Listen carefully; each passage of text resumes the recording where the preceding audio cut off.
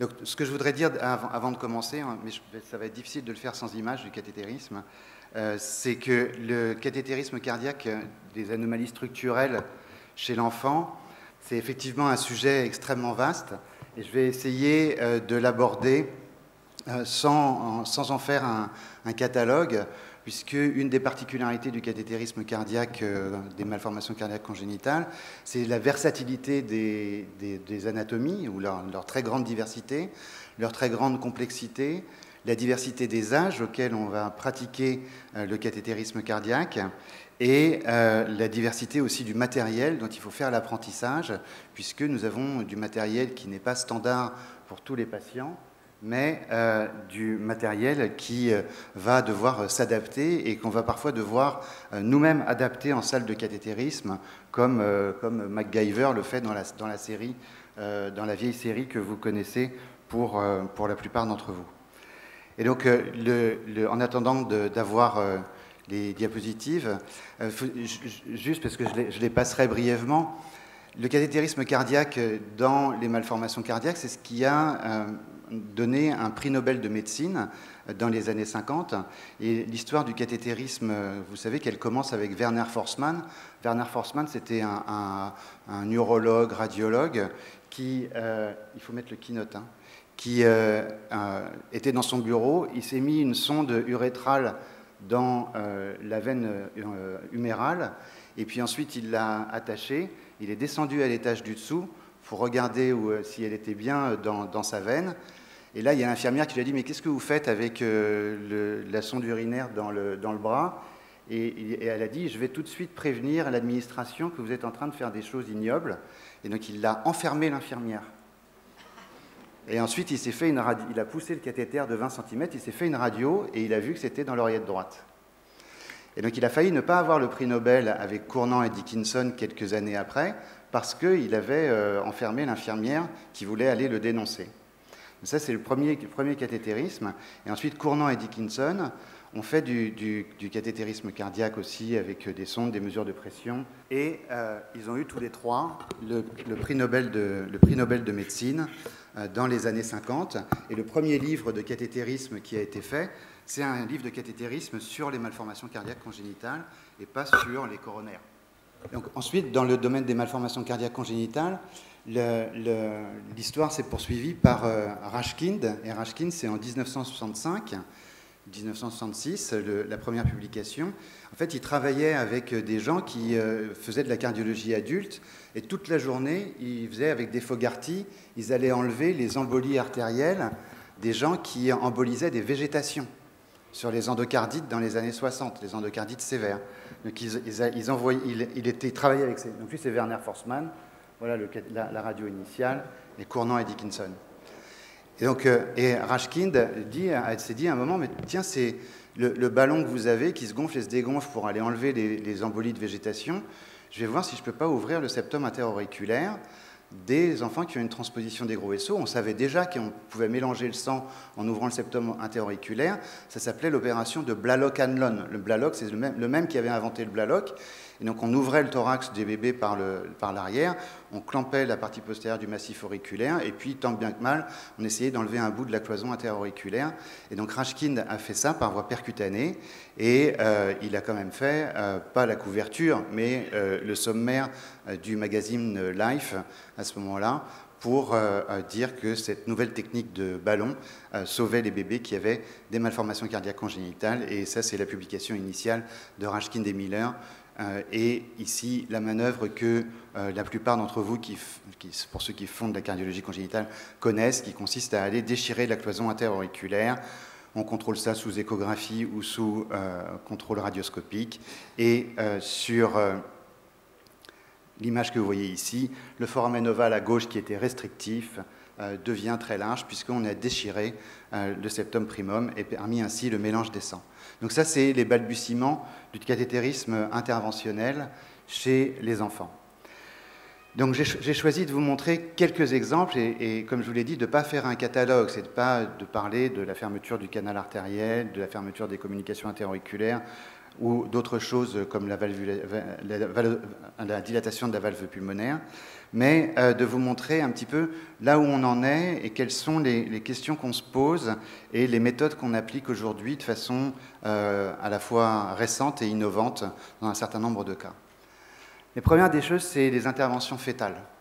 Les interventions fœtales, c'est quelque chose qui paraissait impossible, bien sûr, il y a encore peu de temps, mais il faut savoir que les premiers gestes de cathétérisme interventionnel qui ont été faits chez le fœtus ont été faits dans les années 90, et ça c'est l'équipe pionnière, c'est une équipe qui travaille à Londres, et donc c'est le docteur Maxwell, Michael Tynan qui est au milieu, qui est le cathétériseur, et Lindsay Allen, qui est celle qui fait les échographies fœtales. Et ce sont les premiers à avoir fait une valvuloplastie aortique fœtale. Et la technique de la valvuloplastie aortique fœtale consiste, sous contrôle échographique, à piquer le ventricule gauche par la pointe et à aller dilater de façon antérograde la valve aortique du fœtus quand elle est sténosée. Alors, vous me direz, pourquoi est-ce qu'on fait ça? Eh bien, ce qui supporte l'idée de faire ce type de geste chez le fœtus, c'est le caractère évolutif des obstacles aortiques chez le fœtus, puisqu'on sait que quand la quantité de sang qui traverse une cavité diminue, eh bien, cette cavité va involuer et va devenir petite. Et donc, c'est en prévention de l'hypoplasie du cœur gauche, c'est-à-dire de la disparition du ventricule gauche, que la dilatation de la valve aortique peut être utile au cours du deuxième trimestre. Et donc cette histoire naturelle vers l'involution du ventricule gauche a été montrée par Lindsay Allen, et c'est la raison pour laquelle ils se sont lancés dans cette technique. Alors il y a différentes situations, effectivement. Celle de gauche, où vous voyez que le ventricule gauche ressemble à un sac très hypokinétique, mais il est présent. Mais il va évoluer si on laisse les choses évoluer. Et puis, il y a une situation parfois un petit peu plus délicate, comme celle de droite, où vous voyez qu'il y a de la fibrose, c'est-à-dire l'aspect blanchâtre du septum interventriculaire, que vous retrouvez ici sur cette image anatomique de sténose aortique fœtale. Et donc la technique qu'on utilise, elle consiste à piquer par voie transutérine tout d'abord le corps de la veine ombilicale pour faire une anesthésie générale chez le fœtus et à le curariser pour arrêter qu'il bouge, comme vous voyez ici. Donc on va piquer la veine ombilicale, on reconnaît les deux artères et la grosse veine. Et puis, une fois que le fœtus va être endormi et immobilisé, on le tient au travers de l'utérus et on va, comme vous le voyez ici, piquer la pointe du ventricule gauche. Voilà. Ensuite, on va entrer un petit guide dans la valve aortique. Et puis ensuite, vous allez voir, donc là c'est un fœtus de 22 semaines, le ballon qui dilate la valve aortique. Et quelques jours après, ce n'est pas immédiatement après, vous voyez que le ventricule gauche, qui était très hypokinétique sur l'échographie précédente, a récupéré une fonction tout à fait correcte. Alors, ne pensez pas qu'il s'agisse d'une guérison du problème de sténose valvulaire aortique. Tout d'abord parce qu'un certain nombre d'enfants vont quand même avoir des ventricules gauches qui ne vont pas grandir suffisamment et ne pourront pas avoir une physiologie postnatale à deux ventricules. Et bien sûr, il va persister la maladie parfois sévère de la valve aortique qui peut nécessiter des réinterventions multiples après la naissance. Mais en tout cas, c'est un principe général qu'on peut transformer le pronostic en intervenant in utero sur les obstacles. Et je vous montre ici un autre exemple qui est celui d'une atrésie pulmonaire à septum intact, c'est-à-dire une cardiopathie dans laquelle la valve pulmonaire est fermée. Le même principe s'applique, la valve pulmonaire est fermée, il n'y a plus de sang qui traverse le ventricule droit, il va involuer, et pour permettre sa croissance et éviter que l'enfant ait une cardiopathie avec un fonctionnement univentriculaire après la naissance, on peut essayer de perforer et de dilater, comme vous le voyez sur ces différentes images, la valve pulmonaire chez les fœtus au cours du deuxième trimestre de la grossesse. Damien, oui. Est-ce que tu peux, s'il te plaît, utiliser le curseur sur ton ordinateur? Oui. Merci. Donc ici, voilà, ça bouge un petit peu, mais ici on voit la valve pulmonaire, voilà, qui est ici. Et puis sur l'image du milieu et sur celle de fin, vous voyez que vous regardez, vous voyez que on a perforé la valve pulmonaire. Voilà, vous voyez ici qu'on a traversé le ventricule droit, puis ensuite on rentre dans la valve pulmonaire, et puis sur cette dernière image, on gonfle le ballon, qui est dans le ventricule droit, au travers de la valve pulmonaire et dans l'artère pulmonaire. Il y a d'autres techniques qui sont utilisées chez le fœtus qui peuvent être considérées comme acrobatiques ou peut-être moins éthiques.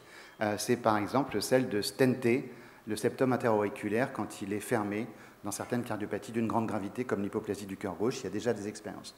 Donc tout ça pour dire qu'un certain nombre de gestes peuvent être faits pendant la vie fœtale, avec aujourd'hui une technique qui limite beaucoup la morbidité et la mortalité fœtale et qui n'a quasiment pas de morbidité maternelle.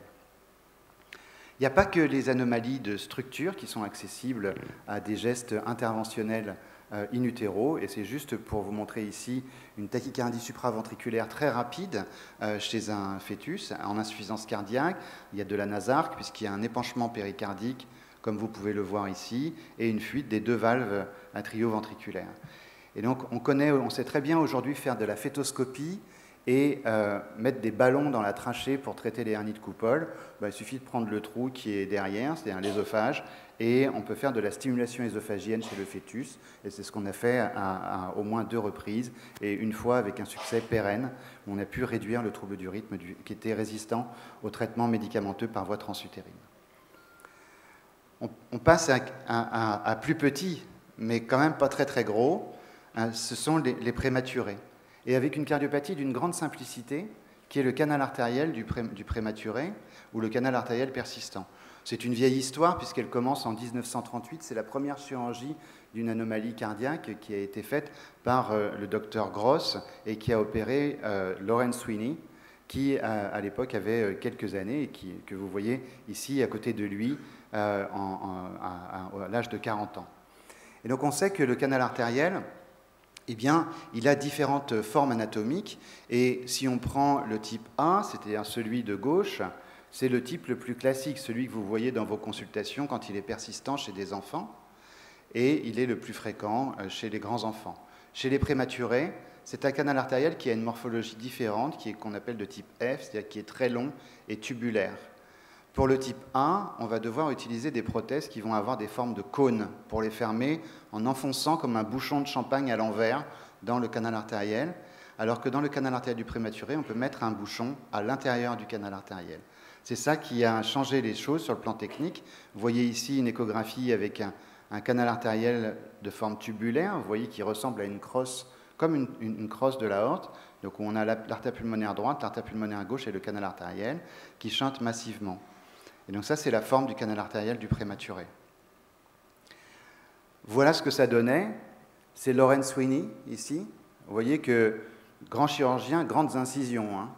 Donc là, l'incision, elle était vraiment très très grande. Donc bien sûr, les incisions sont aujourd'hui plus petites, donc en thoracotomie pour les bébés.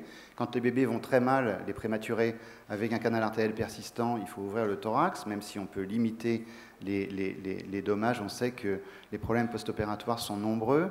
Il y a une autre technique qui est le passage par l'avant, avec une petite incision antérieure, mais qui n'est pas non plus dénuée de complications. Et donc aujourd'hui, on est à l'ère de la fermeture percutanée chez les prématurés. Et donc, vous voyez ici l'installation d'un bébé prématuré. Trouvez-le. Voilà.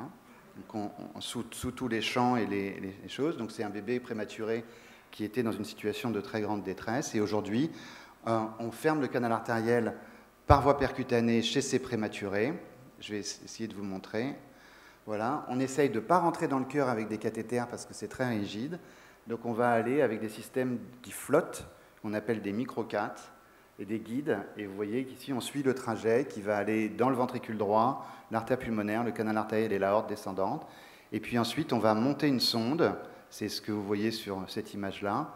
Aujourd'hui on ne fait plus d'angiographie du tout, on fait tout sous contrôle échographique, et on va amener, vous allez voir ici, une prothèse, qui est, vous voyez ici dans la main, qui est minuscule, hein, qui s'appelle Piccolo, et qu'on va larguer sur cette dernière vue, dans le canal artériel. C'est une procédure, bien sûr, qu'il faut apprendre, mais aujourd'hui, on est descendu en poids et on fait des bébés de 700 grammes. Et donc ça, c'est une technique qui permet de pallier les échecs éventuels du traitement par le paracétamol ou les anti-inflammatoires non stéroïdiens, et avec une efficacité importante, et on en fait régulièrement, bien évidemment, sous le contrôle de l'indication de nos collègues néonatologues. Donc ça, c'est un vrai progrès, je pense. Le remplacement valvulaire pulmonaire, donc pour les cardiologues adultes, le TAVI, c'est vraiment quelque chose qui est devenu très très important. Et le remplacement de la valve pulmonaire a été initié dans mon service par le docteur Philippe Bonhoeffer.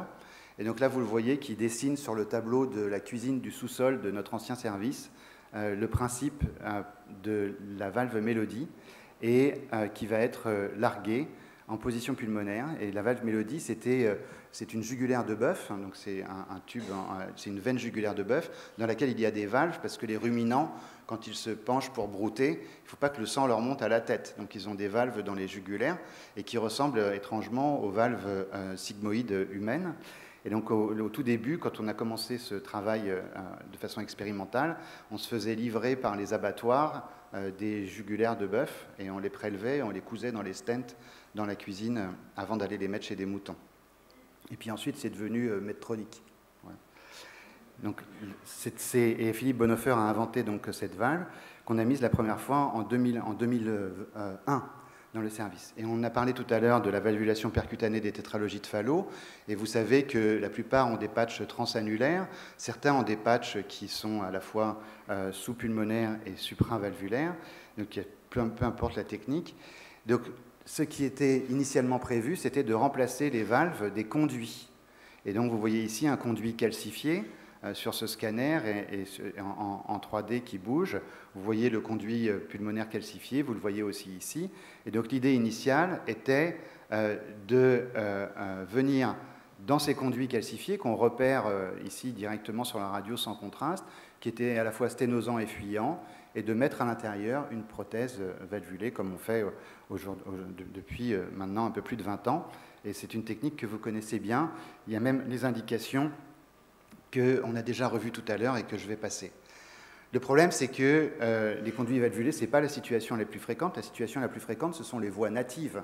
Les voies natives qui ont été patchées et qui acquièrent avec le temps des morphologies extrêmement variées, comme vous pouvez le voir sur ces reconstructions tridimensionnelles, dans lesquelles il va falloir placer du matériel qui est somme toute standard, puisque c'est un stent en forme de cylindre avec une valve à l'intérieur. Et vous voyez qu'il y a eu de très nombreuses publications sur la diversité anatomique des voies d'éjection droite, et au sein de cette complexité, de cette hétérogénéité, eh bien, on peut essayer de trouver un peu d'homogénéité. Et je ne suis pas sûr que ce soit tout à fait exact, mais voilà un peu comment c'est classé. La forme pyramidale, la forme droite, la forme en entonnoir, la forme convexe ou la forme en sablier.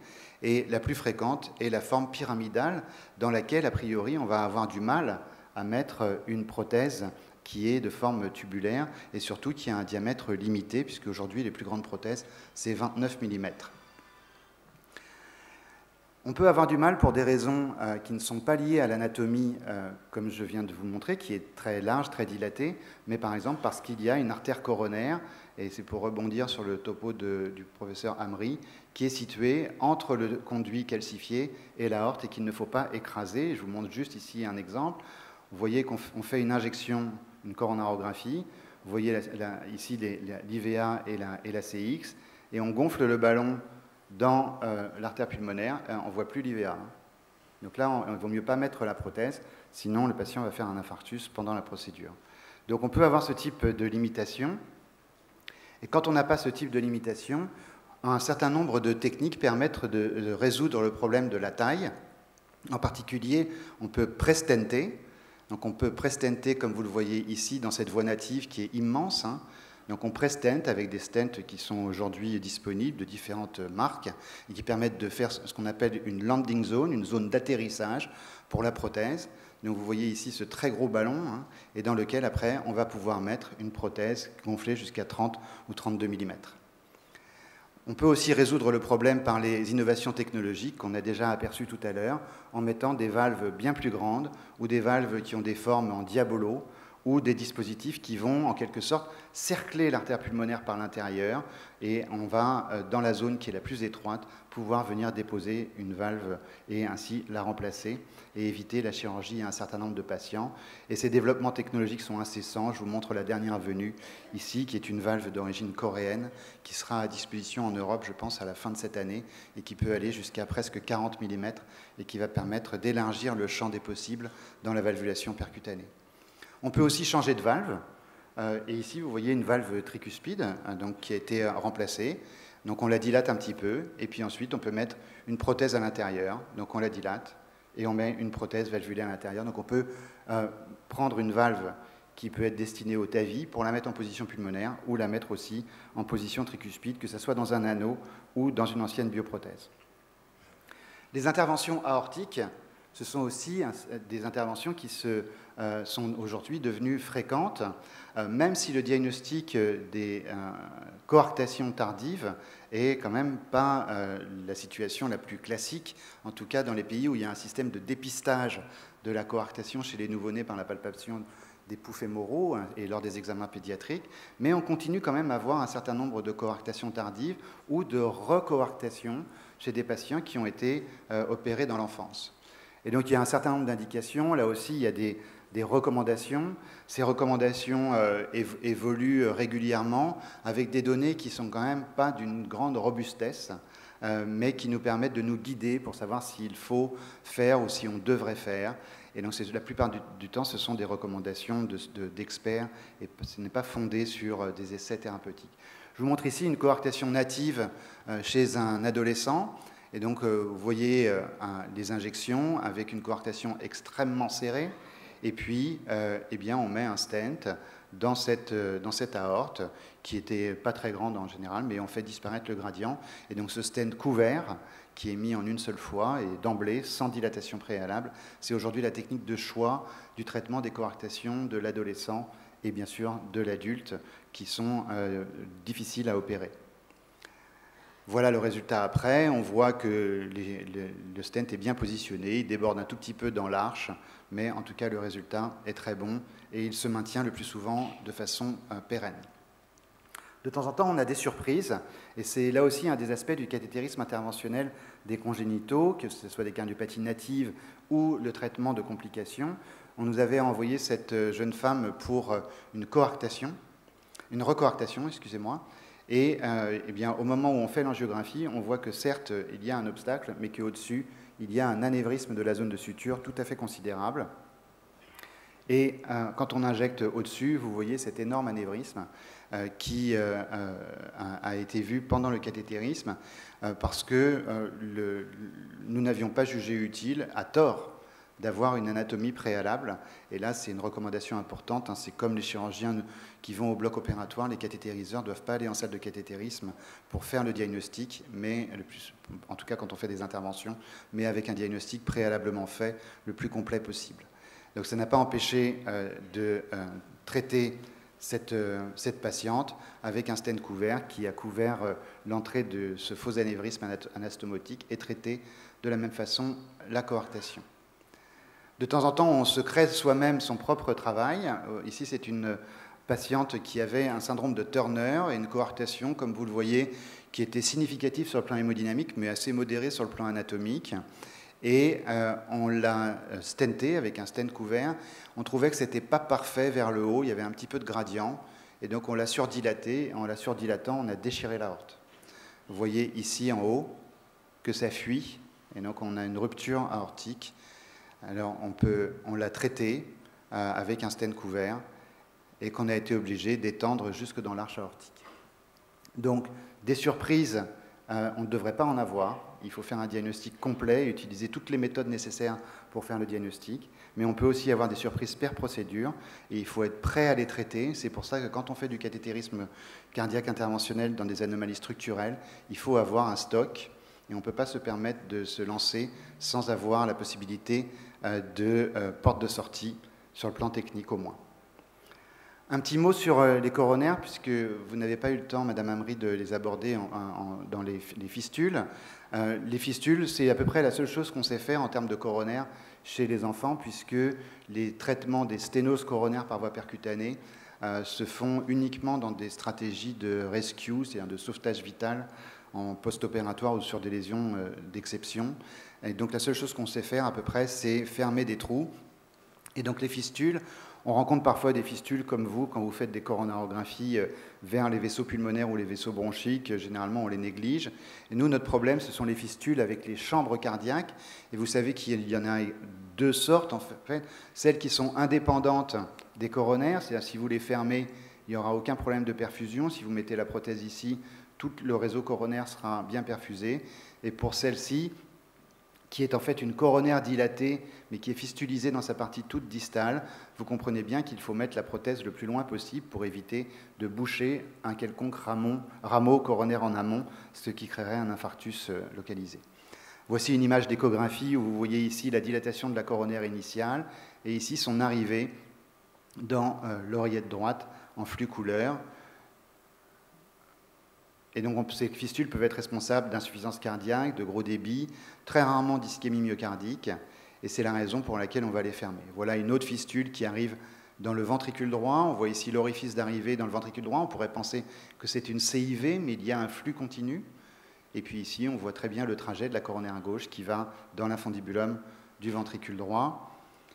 Et donc on va utiliser des techniques parfois un peu compliqué, on va faire des circuits entre les veines et les artères, et c'est sur ces circuits, on va monter différents types de prothèses pour aller boucher l'orifice généralement d'arrivée dans la chambre cardiaque de cette fistule. Vous voyez ici une fistule entre la coronaire gauche et l'oreillette droite, ça ne tourne pas très vite, et on met dedans, voilà, là on le pacifie de façon plus sélective, et on met dedans une grosse prothèse, comme vous voyez, puisqu'il n'y avait pas de rameau coronaire, et à la fin, c'est fermé.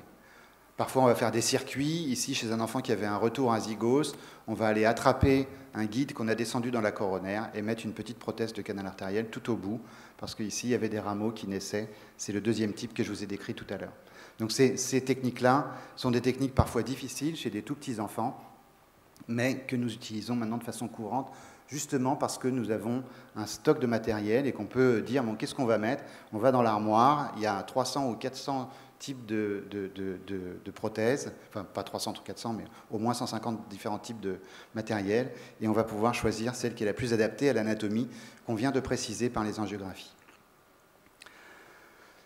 Il y a un domaine qui est en train de s'ouvrir dans notre spécialité, qui est celui, non pas des veines et des artères, mais des lymphatiques. Et ce domaine a été initié par Yov Dori et Maxime Mitkin, qui travaillent à Philadelphie. Et pourquoi est-ce que ça nous intéresse? Parce que les lymphatiques sont sous pression dans un certain nombre de cardiopathies dont nous nous occupons, comme la circulation de type Fontan, donc les enfants ou les adultes qui ont des dérivations cavo-pulmonaires totales avec un seul ventricule. Et chez eux, il y a une hypertension veineuse et donc une hypertension lymphatique. C'est ici le schéma du retour lymphatique à partir du tube digestif, du foie vers la grande citerne lymphatique, puis ensuite ça monte vers le canal thoracique, et en théorie ça se jette à gauche dans la veine sous-clavière gauche. Et donc quand il y a de l'hypertension veineuse, on va pouvoir avoir soit une hypertension lymphatique qui va être responsable d'une entéropathie exudative, on va perdre des protéines et de la lymphe dans le tube digestif, soit dans les bronches, et on va appeler ça les moules bronchiques ou la bronchite plastique.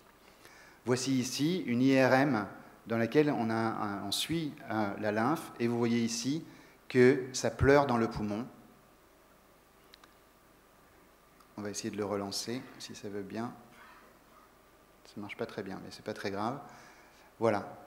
On voit ici que ça pleure dans le poumon, et vous voyez ici donc de la lymphe qui va dans le poumon gauche. Et quand la lymphe est au contact de l'air, ça va coaguler, et à ce moment-là, les patients vont étouffer, parce qu'ils vont avoir une atelectasie du tout le poumon gauche.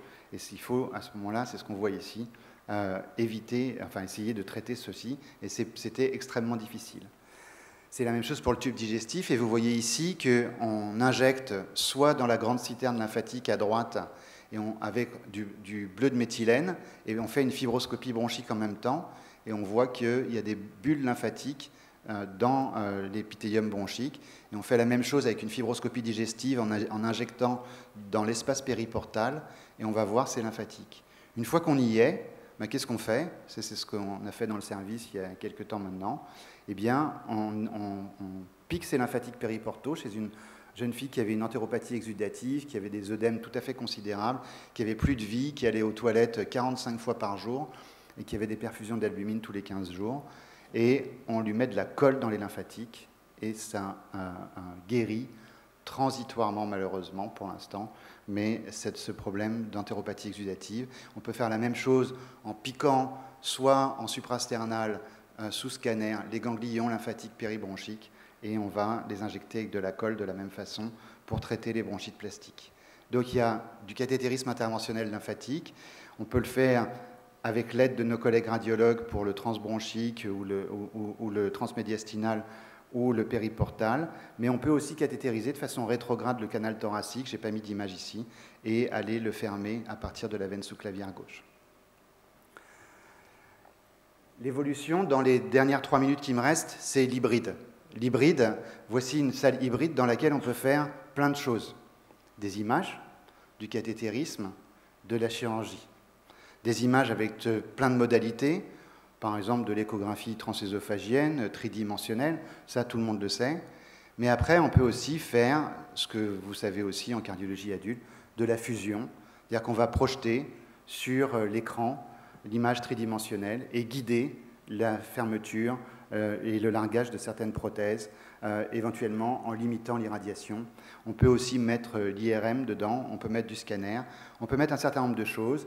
Et ces technologies se développent beaucoup dans le monde des adultes, mais aussi dans le monde de la pédiatrie, avec en particulier des manipulations d'hologrammes en salle de cathétérisme qui ont une vraie réalité dans un certain nombre de centres. Et ici, c'est des images du Technion qui développe cette technologie holographique, mais on peut la voir sur des ordinateurs. Si vous allez sur YouTube, vous en verrez un certain nombre d'exemples. À quoi ça sert tout ça? Est-ce que c'est juste pour faire joli dans les topos? Bon, en fait, ce n'est pas tout à fait vrai. Je vous montre un exemple qui est la CIA sinus venosus. La CIA sinus venosus, c'est une CIA qui est située très haut dans la cloison interauriculaire, à cheval sur la veine cave supérieure et les veines pulmonaires supérieures droite et moyenne droite. Et théoriquement, cette communication interauriculaire n'était pas accessible à la fermeture percutanée. Mais avec le développement de ces techniques d'imagerie tridimensionnelle et la combinaison des images, ce qu'on appelle les multimodalités, eh bien aujourd'hui, un certain nombre de cathétériseurs, en particulier en Inde et en Angleterre, ont eu l'idée que certains patients pouvaient être accessibles à une fermeture par voie percutanée avec un stent. Et on fait donc un scanner, on reconstruit les images, on imprime le modèle, c'est ce que vous voyez sur la gauche, avec une imprimante 3D. Et ensuite, on va mimer la procédure, on va mettre un stent dans le modèle en silicone, avec ici le cathéter qui protège la veine pulmonaire supérieure. On met un stent couvert dans la veine cave. On regarde si ça marche. Voilà, ça c'est un patient qu'on a fait il y a quelques temps. Vous voyez en transparence le modèle imprimé. Donc on s'est bien sûr formé à l'impression tridimensionnelle des scanners. Et puis à l'intérieur, on a mimé la procédure. Une fois qu'on a mimé la procédure de fermeture percutanée, vous voyez que ça c'est le patient en vrai. C'était un monsieur de 70 ans qui avait de l'hypertension pulmonaire et qui a été réversible après, et chez qui on a fermé la CIA sinus venosus. Et si vous voyez le résultat, voilà, ici le stent dans la veine cave qui ne bouge pas la veine pulmonaire supérieure droite, et le patient va très bien maintenant un peu plus d'1 an. Hybride, c'est aussi pour être avec les chirurgiens. Je vous présente ici le docteur Milani, qui est le directeur du laboratoire de cathétérisme de mon service. Et ici, le docteur Régis Gaudin, qui est chirurgien. Ici, c'est moi qui suis curieux. Et voilà ce qui se passe. Le chirurgien pique. Il nous donne accès au cœur, là où on veut, en l'occurrence l'artère pulmonaire. Et chez cet enfant, on a mis un stent dans une atrésie pulmonaire avec CIV qui avait des comorbidités qui ne permettaient pas de l'opérer. Et donc, pour ouvrir la voie VDAP directement. On peut traiter certaines cardiopathies comme l'hypoplasie du cœur gauche. Et là, le chirurgien nous donne accès au tronc pulmonaire. Et à l'intérieur, on va mettre un stent. Donc voilà ici le champ opératoire où on est tous autour. On va mettre un stent directement à partir de la ponction. On ouvre le sternum, bien sûr. Et ensuite, on va rentrer ce stent directement là-dedans. Je termine, c'est ma dernière diapositive, messieurs les chairman, en disant que le cathétérisme cardiaque congénital, ça progresse. Et ici, c'est mon ami Dietmar Schranz, qui est un médecin allemand de Gießen, et qui a inventé beaucoup de choses dans le domaine du cathétérisme cardiaque, en particulier qui a beaucoup contribué à la technique hybride pour la cardiopathie grave, qui est l'hypoplasie du cœur gauche que je viens de vous montrer. Il a dit, au bout d'un moment, il faut qu'on essaye de se passer des chirurgiens. Et donc aujourd'hui, il a développé une technique pour l'hypoplasie du cœur gauche, qui est une cardiopathie d'une très grande gravité, bien sûr, mais dans laquelle on peut aujourd'hui prévoir de traiter les patients uniquement par voie percutanée, au moins pour la phase initiale de la prise en charge, en stentant le canal artériel.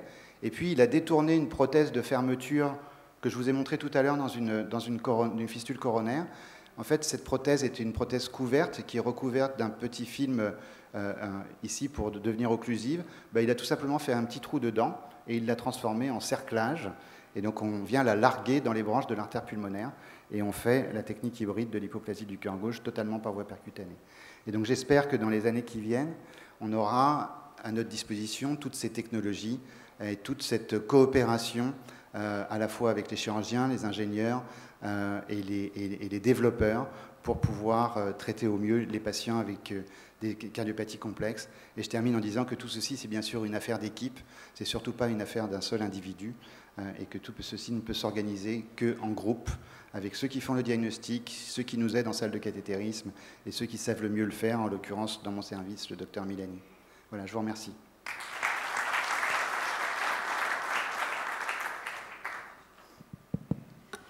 Merci beaucoup, Damien, pour cette conférence juste magnifique.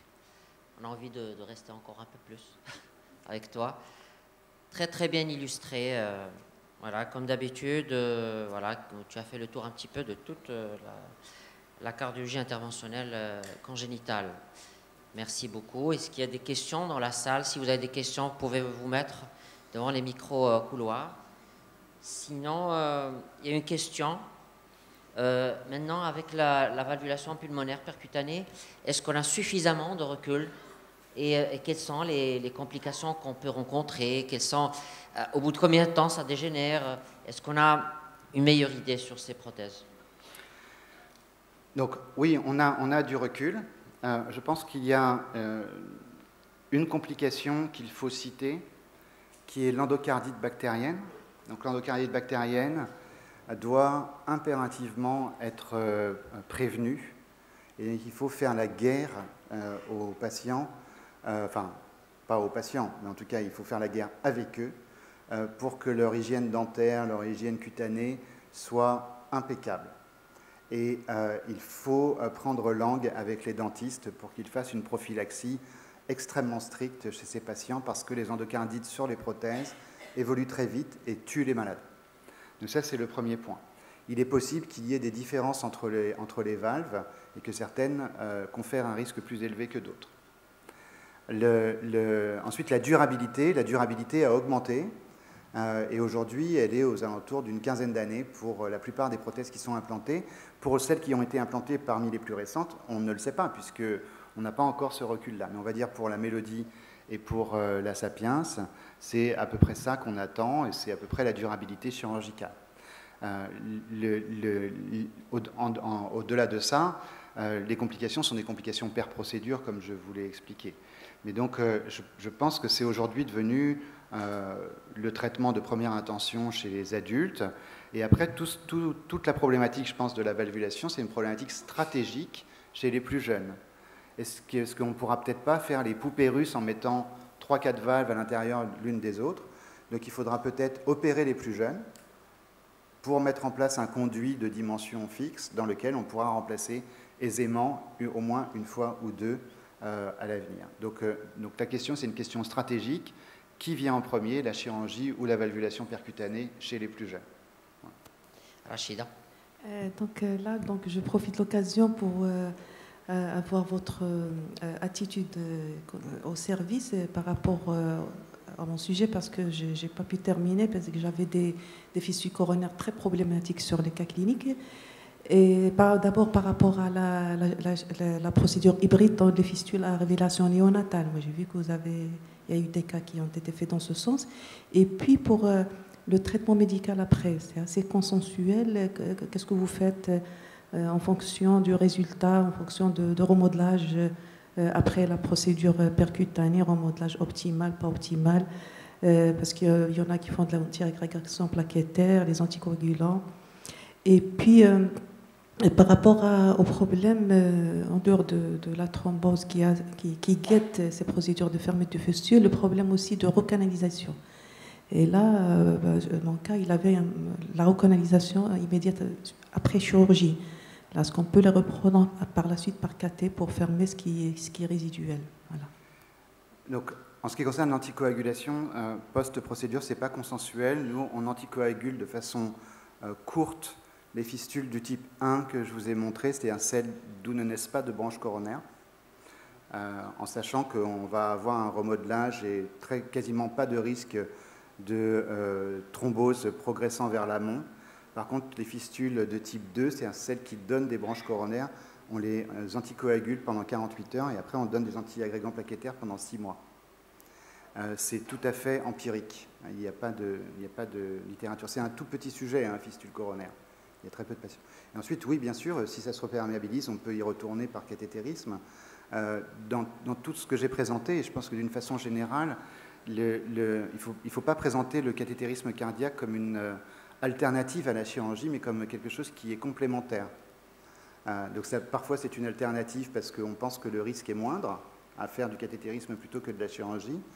Mais si la chirurgie est susceptible de donner un meilleur résultat et plus durable, il faut faire de la chirurgie. Et après, on peut être complémentaire, éventuellement en commençant par l'un et en poursuivant par l'autre, ou réciproquement. Et donc c'est, je pense, le couple ou l'unité médico-chirurgicale qui est la solution pour prendre les bonnes décisions et surtout pas le faire de façon séparée. Alors j'ai un petit commentaire par rapport à la valvulation pulmonaire percutanée et par rapport à l'endocardite de la valve percutanée, qui est une endocardite relativement tardive, mais qui est probablement liée aussi au geste lui-même. Donc par rapport à l'endocardite qu'on peut avoir sur la prothèse aortique. Et la deuxième, en fait, la question, c'est en matière de cathétérisme fœtal sur la valve aortique, pour prévenir en particulier les syndromes d'hypoplasie du cœur gauche. Alors, on sait très bien que la mortalité est extrêmement élevée et un peu réduite actuellement à Boston, dans les centres qui ont l'habitude. Mais c'est à partir de quel âge réellement il faut intervenir pour éviter l'évolution vers le syndrome d'hypoplasie du cœur gauche? Alors, je réponds pour la valvulation.